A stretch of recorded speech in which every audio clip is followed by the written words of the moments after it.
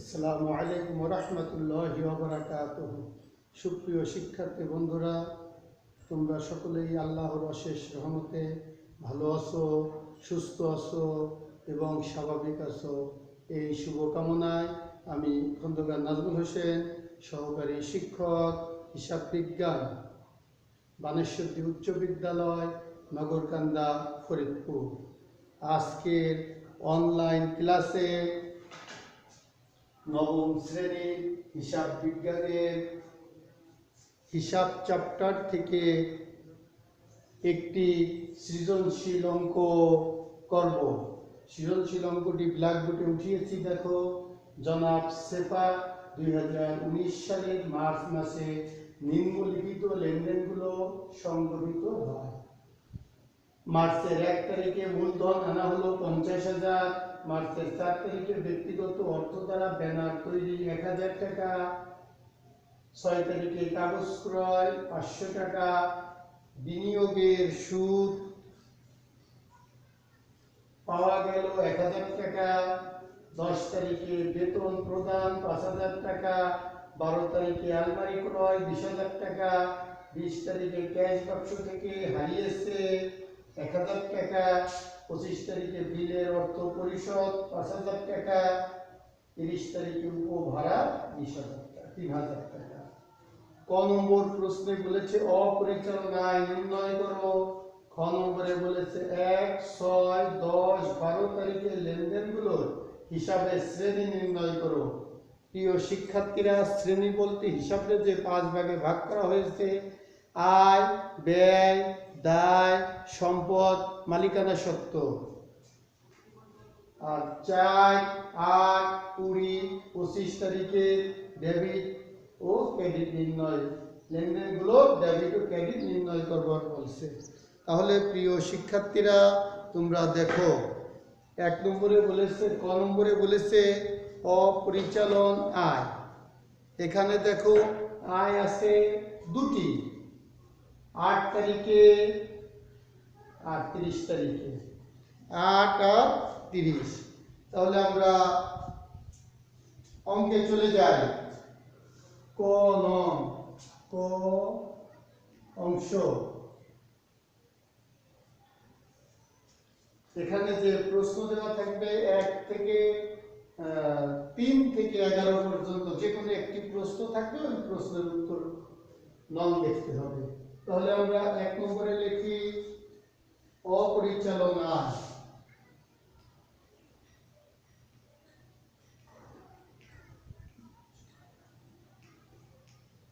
সংক্ষেপে লিখলাম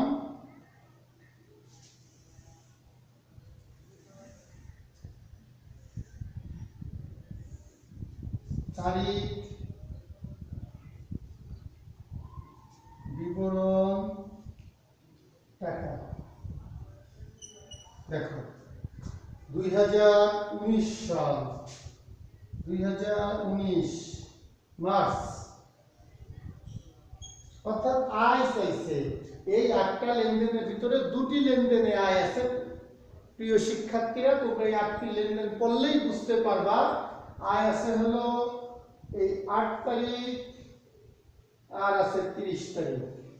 তাহলে 8 তারিখে আমি লিখতে পারি বিনিয়োগের সুদ।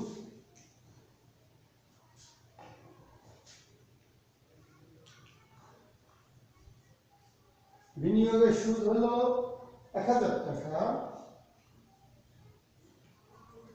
আর আছে হলো 30 তারিখে উপভাড়া।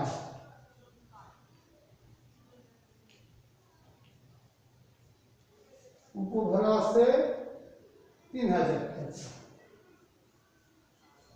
প্রিয় শিক্ষার্থীরা, যোগ করে দাও 3 আর 1 4000 টাকা। নিচে দুটি সমতার চিহ্ন দিয়ে দাও। আমাদের ক নম্বর শেষ হয়ে গেল। ক নম্বরের উত্তর হবে 4000 টাকা। এখন খ, তাহলে ক মুছে ফেলি।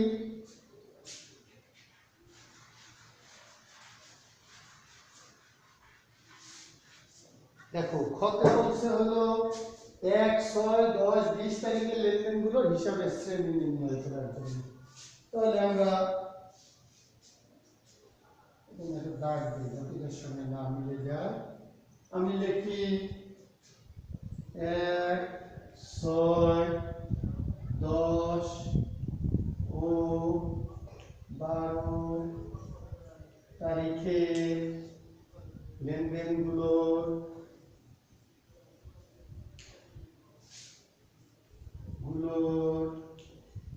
হিসাবে শ্রেণী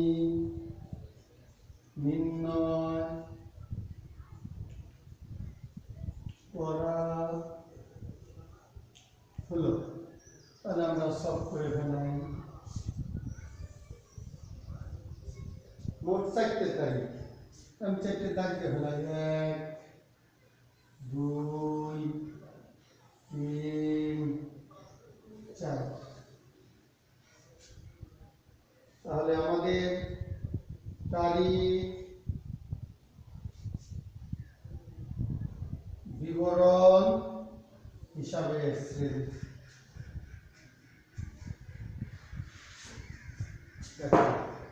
তারিখ বিবরণ হিসাবে শ্রেণী।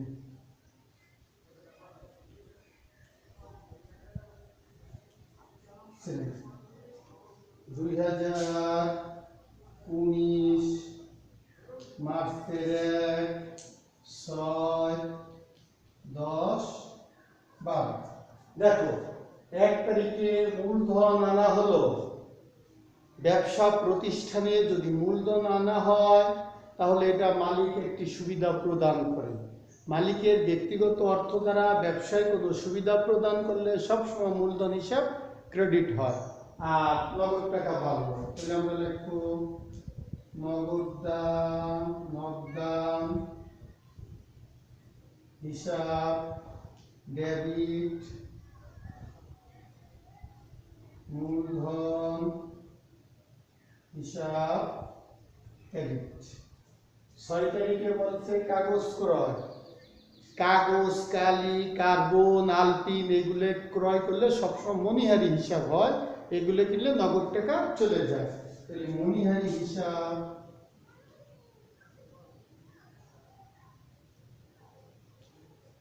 ডেবিট নগদান হিসাব ক্রেডিট। 10 তারিখে বলছে বেতন প্রদান। ব্যবসা প্রতিষ্ঠানে যত প্রকারের ব্যয় হবে সব সময় ব্যয়কে দিব ডেবিট। নগদ টাকা চলে গেলে নগদ ক্রেডিট, চেক চলে গেলে ব্যাংক ক্রেডিট। তাহলে বেতন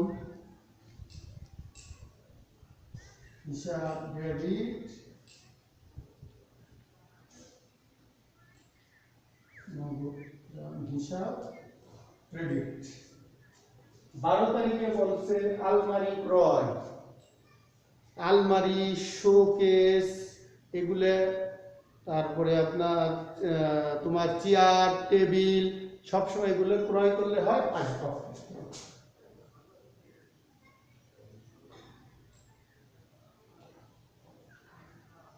ডেবিট নগদ ক্রেডিট।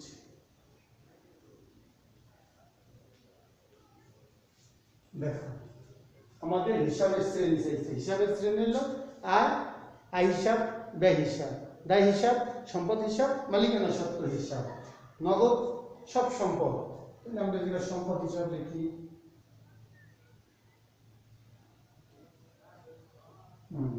মূলধন হলো মালিকানা সত্ত্ব।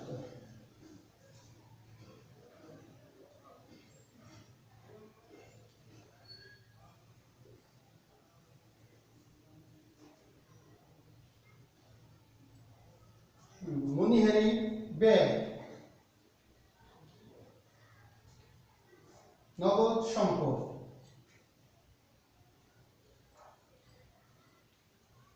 বেতন ও ব্যয়,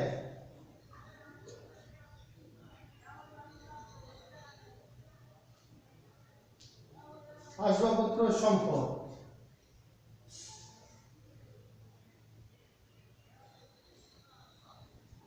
নগদ সম্পদ। তাহলে এখানে আমরা সম্পদ হিসাবটাই বেশি পেলাম। তাহলে প্রথমটা হচ্ছে নগদ হলো সম্পদ হিসাব, মূলধন মালিকানা সত্ত্ব হিসাব, মনিহারি ব্যয় হিসাব, নগদ দান সম্পদ হিসাব, বেতন ব্যয় হিসাব, নগদ সম্পদ হিসাব, আসবাবপত্র সম্পদ হিসাব, নগদ সম্পদ হিসাব। প্রিয় শিক্ষার্থীরা, তাহলে খ নম্বর অর্থাৎ এটা খ অংশ, খ অংশের টুকু তোমরা বুঝতে পেরেছো। এখন গ দেখো,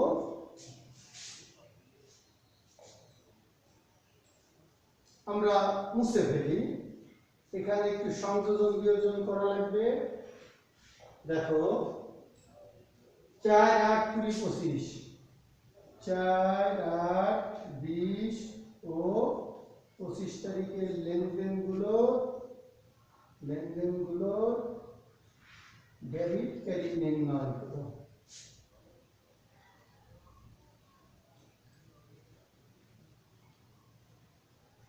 ডেবিট ও ক্রেডিট নির্ণয় করো। তাহলে মুছে ফেলি।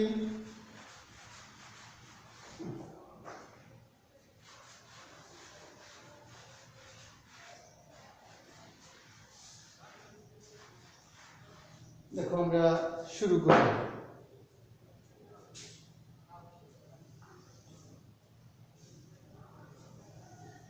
চারটে তারিখ দিয়ে ফেলাই।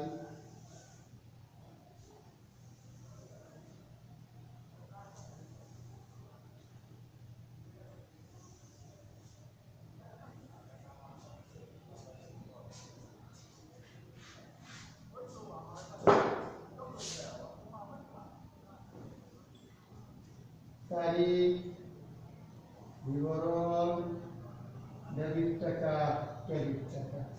তারিখ,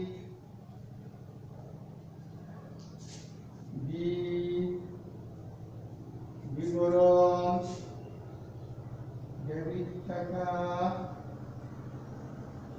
ক্রেডিট টাকা।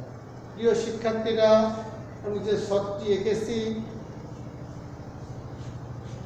যদি ডেবিট ক্রেডিট নির্ণয় করতে বলে আমরা এই ধরনের হিসাব সব করব।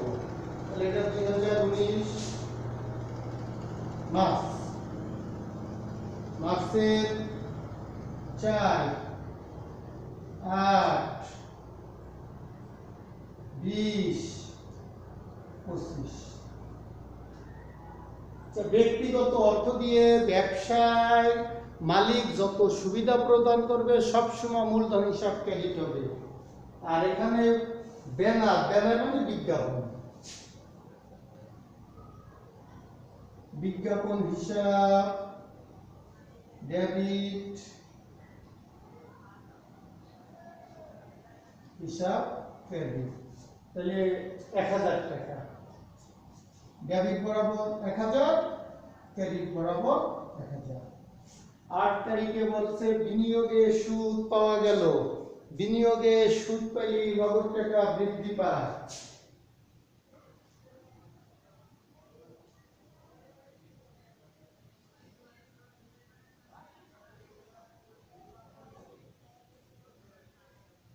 বিনিয়োগের সুদ হিসাব ক্রেডিট। তাহলে বিনিয়োগের সুদ হলো 1000। এরপরে বলছে 20 তারিখ ক্যাশ বাক্স থেকে যদি কোনো কিছু হারিয়ে যায়, চুরি হয়, তাহলে ব্যবসার জন্য একটি ক্ষতি। তাহলে বিবিধ ক্ষতি বা চুরিজনিত ক্ষতি হিসাব ডেবিট, নগদ দান ক্রেডিট। যদি পণ্য চুরি হয় তাহলে ক্রয় ক্রেডিট হয়।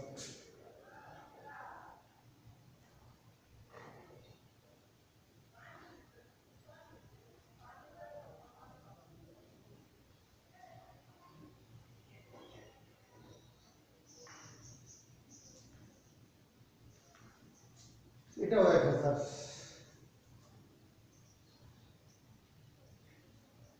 নেক্সট 25 তারিখ উপভাড়া।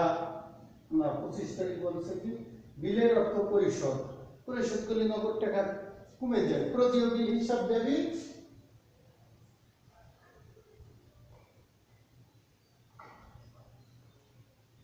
নগদ দান ক্রেডিট। নগদই তো দিচ্ছে ব্যাংক চেক দিলে ব্যাংক ক্রেডিট হয়ে যাবে।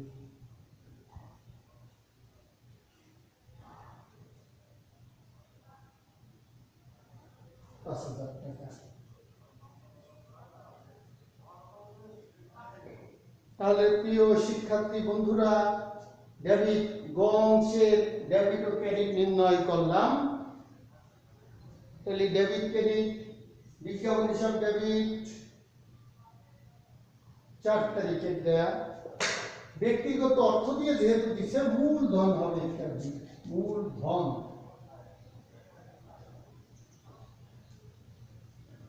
মূলধন হিসাব ক্রেডিট, নগদান হিসাব ডেবিট, মূলধন হিসাব ক্রেডিট। 8 তারিখে হলো বিনিয়োগের সুদ পাইলে নগদ টাকা বাড়ে, বিনিয়োগের সুদ হিসাব ক্রেডিট। তারপর একটা হলো 20 তারিখ ক্যাশ বাক্স থেকে হারিয়ে গেছে, হারিয়ে গেলে নগদ টাকা বিবিধ ক্ষতি নগদ দান, ঠিক আছে।